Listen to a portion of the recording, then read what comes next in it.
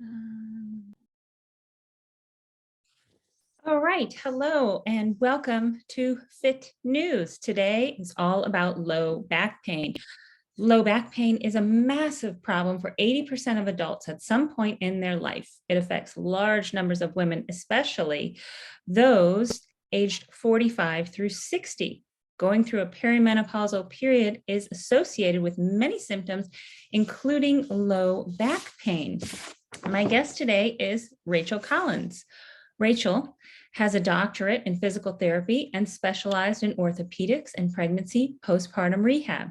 She is also a pelvic health physical therapist and is able to perform internal exams to help better serve her patients with internal complaints. She's truly passionate about keeping moms moving pain-free, whether it's during pregnancy or long after. We know that you need to stay active to maintain a healthy lifestyle, and Rachel helps to educate her patients on how to stay active without pain. Rachel, welcome to Fit News today. Thank you for joining us to chat about back pain, which affects so many. As we said, 80%, that's a pretty large number. Oh, yeah. Yes, thank you for having me. Yeah, it's been one of the biggest things they said. I think, remember when we were first learning about low back pain in physical therapy school, it is like the leading cause, like billions of dollars yearly is spent on low back pain with treatments and surgeries. Like it is one of the leading causes of disability, honestly, in a lot of people. Right. So yeah, it's definitely a passion. I mean, if you have not seen low back pain as a physical therapist, I mean, I'm not sure where you're working. So Right. Well, and I can attest to it. I suffered many years from low back pain, and that's how I met my physical therapist. And I'm so thankful for him. He was a yeah, godsend because, although I didn't listen at the time to him, that's why the back pain continued. It wasn't until I did listen and start the strength training and continue to get those physical therapy exercises in that, the back pain went away and I didn't need surgery. What I needed was to strengthen many yep, areas where there was weakness. yeah. And that's what's so great what you just said, Jen, because I think what a lot of people think of, they think, oh, I have back pain. Like I said, you hear like I get a shot or I have surgery. And those are just really expensive band-aids. If you think about it, it's just something that it does help your symptoms in the moment. And I am by no means an anti surgery or anti-shot person. Some people need it. If you get to a point where you cannot stand up, then you need something to be able to tolerate movement. So I recommend that if you need that to help get moving, but you can't let that is not your solution. There is a reason as to why your back hurts, either how you're moving, weak in certain areas, compensating. You need to address the main issue to then prolong not having a forced surgery, not continue to have back pain for the rest of your life. And that's where I try to teach people. It's my patients like, listen, if I see you did have a surgery, like, great. Well, we'll talk about precautions about after, but we need to really talk about prevention of further injuring yourself. Like, why did this happen? What is your posture like? What's your lifting mechanics like? Talking about your core, your exercises, your posture during exercises. There is just so much with back pain that you can really dive into to help people be able to continue then their life without recurring back pain all the time. Right. Because so often back pain, it can be debilitating and Mm. it can be chronic. Oh Um, yeah. and then many times people think that the only solution is surgery.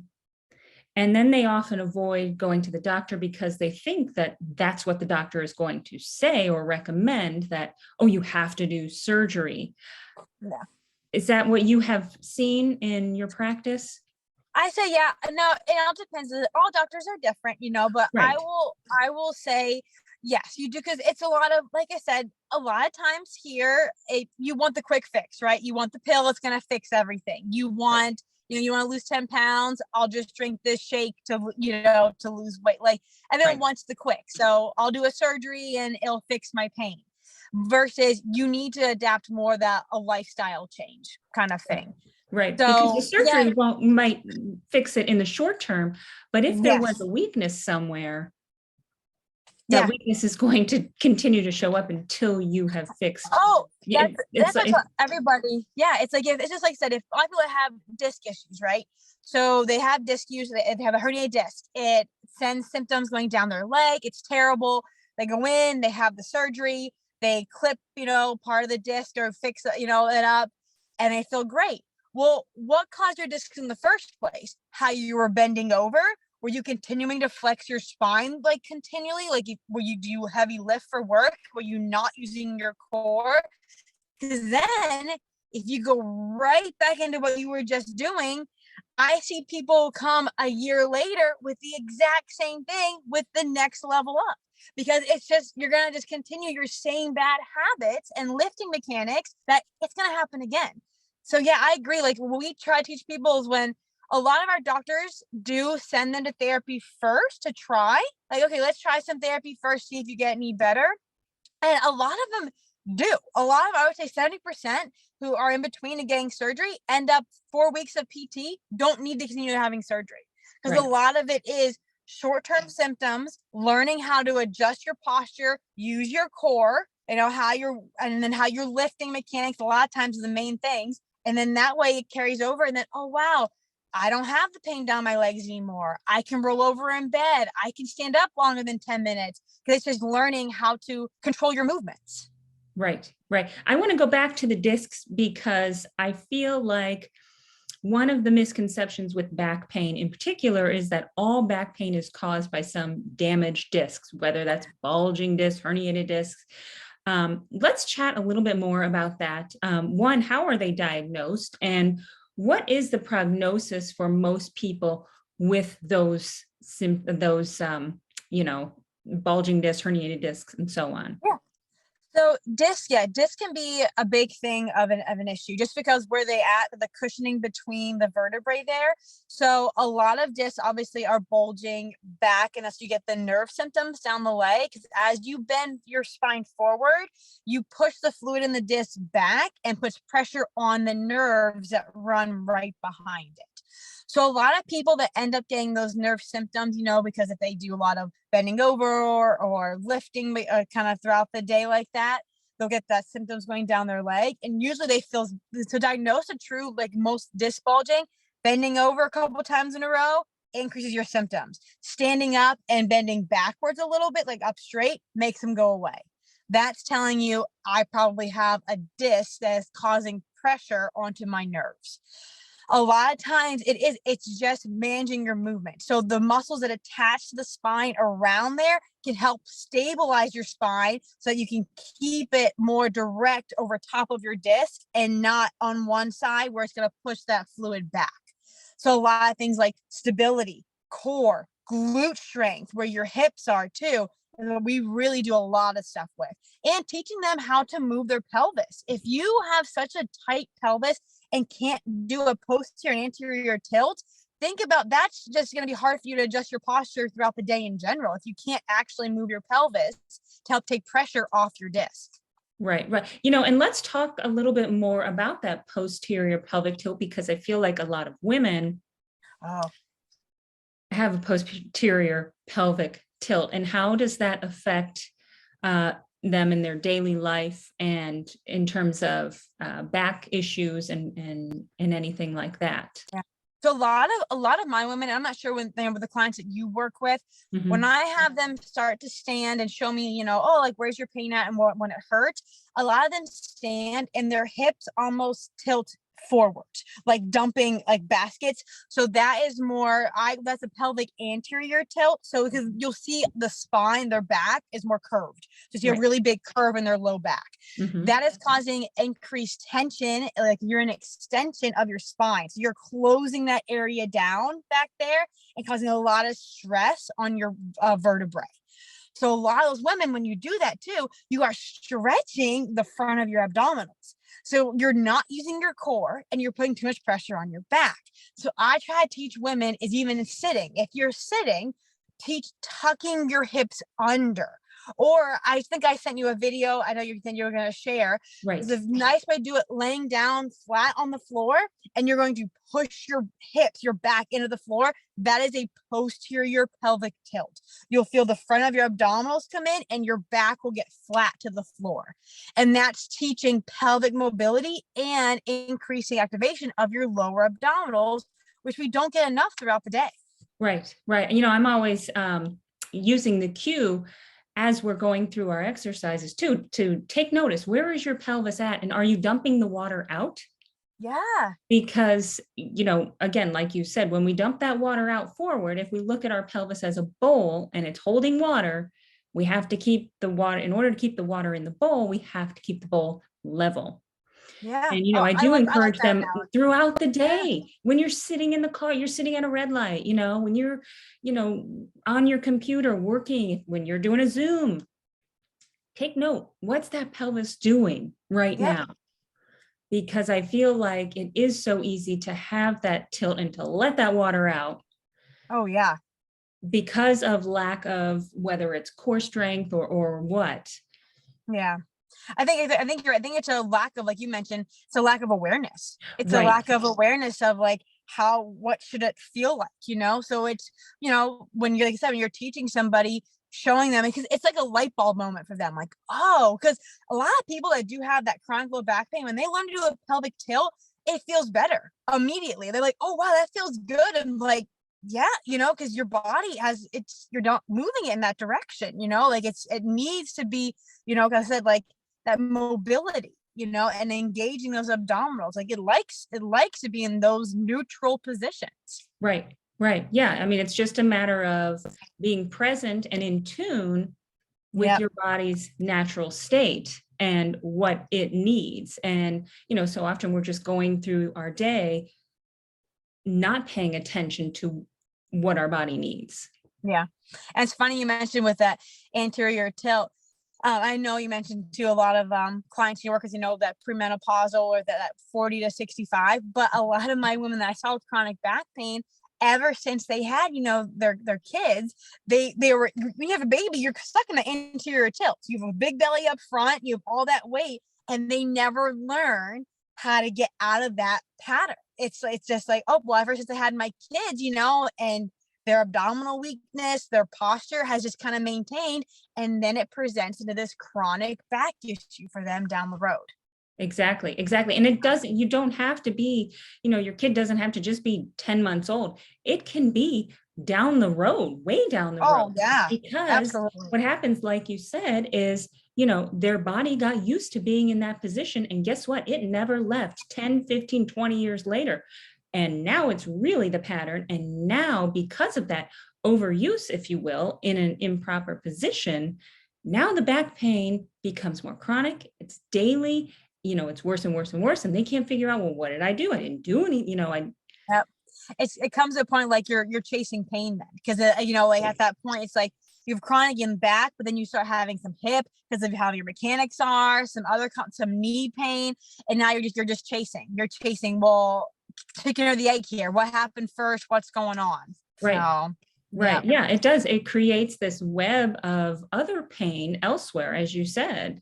It doesn't, you know, it moves out from the back to the knees to the hip, you know, yeah, it can be all encompassing. And, you know, they might fix one and then then it pops up somewhere else because they still have that weakness that wasn't addressed.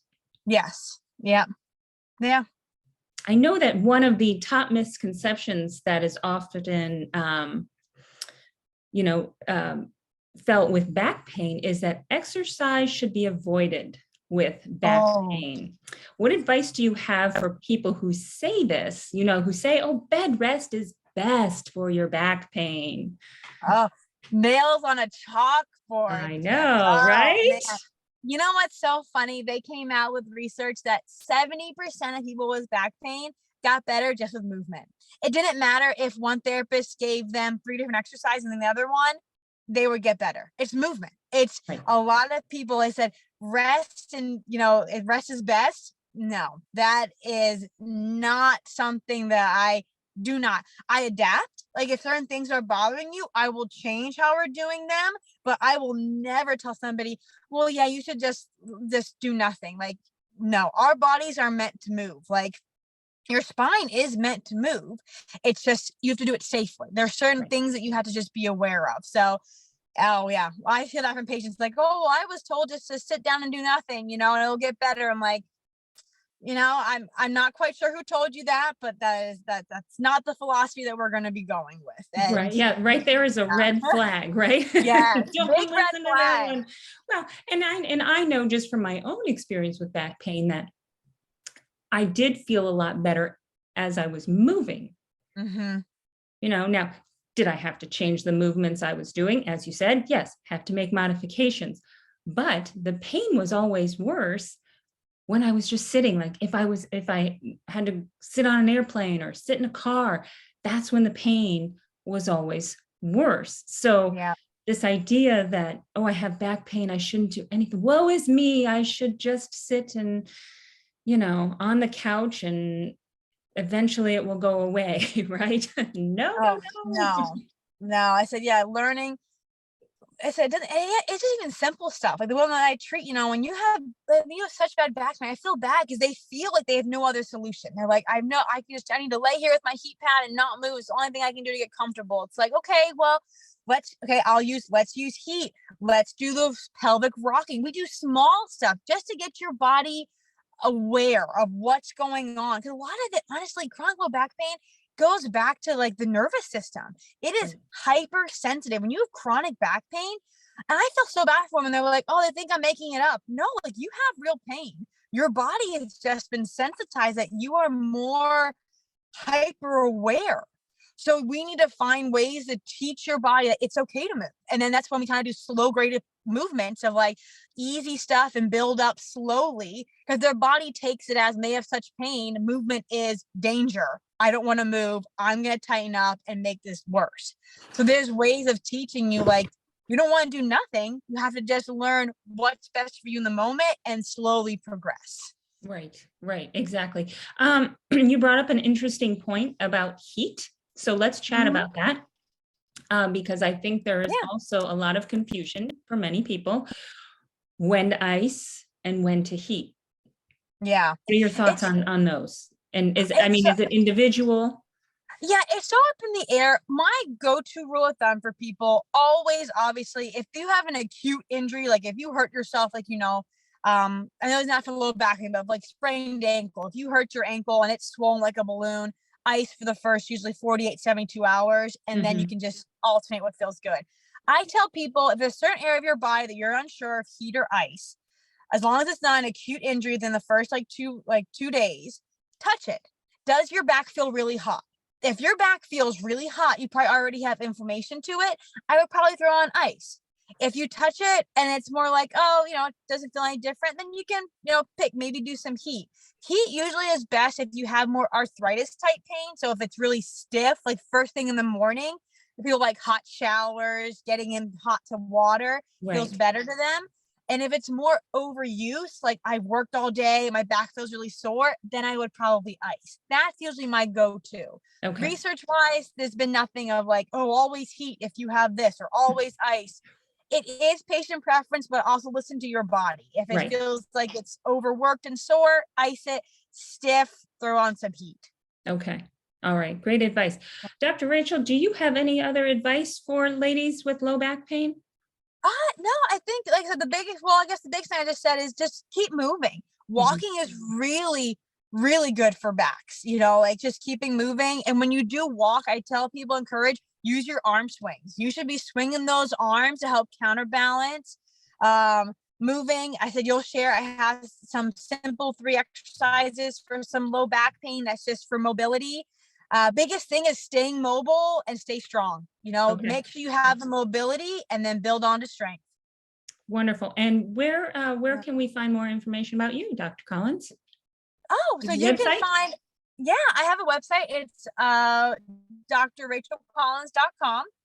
So you can go ahead and see me there. And then, I think I can put my information up anywhere. But yeah, I have a website there. You can also email me at contact@drrachelcollins.com. If you have any questions, I am here to educate. So I also have an Instagram account that's Rachel Collins RCPT that I share information weekly, a couple times a week on tips and tricks on back pain, pelvic issues, women's health.